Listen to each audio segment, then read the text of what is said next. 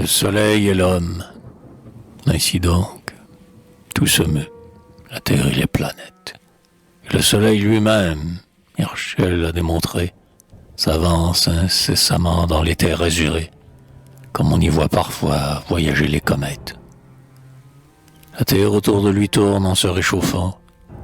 Le voyant de si loin, notre regard débile le contemple, l'admire et le croit immobile, tandis qu'au fond des cieux il marche triomphant. Il marche, il est poussé par la loi générale, qui met en mouvement les mondes infinis, et par l'attraction les maintient réunis, sans qu'ils puissent quitter leur route sidérale. Mais quel chemin parcourt, là-haut, l'astre géant, qu'autrefois adorait l'humanité naissante? Quelle courbe décrit sa marche incandescente, dont la clarté féconde a vaincu le néant? Vers quel point lumineux et précis de l'espace? Vers quel globe de feu se sent-il entraîné? À quel contre-soleil est-il subordonné? Où suit-il? Un moment, une force qui passe. Herschel ne l'a pu dire, et d'autres après lui ont vainement cherché la loi de son orbite. Il se meut, rien de plus. Et la Terre, petite, ne sait que tressaillir quand ses rayons ont lui.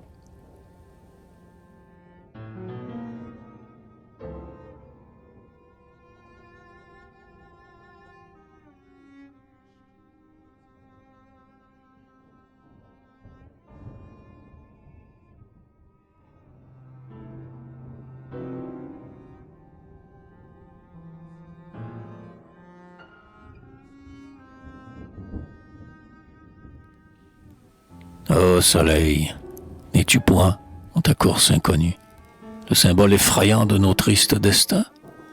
Quelle route est fixée à nos pas incertains, et quel but atteindra leur marche continue? Inquiets, nous allons dans l'immense univers, usant à son contact nos forces créatrices, esclaves des saisons et soumis aux caprices, des printemps chantés et des mornes hivers. Nous ignorons la loi qui pèse sur nos têtes, qui berce nos instincts et nos sensations, qui transforme nos jours en superbes conquêtes, ou fait d'eux un tissu de désillusions.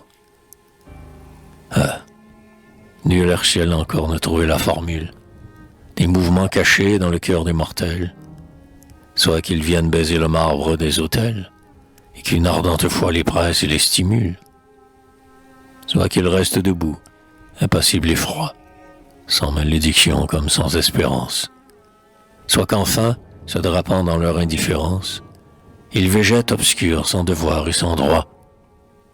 Où donc aboutiront nos ivresses si brèves?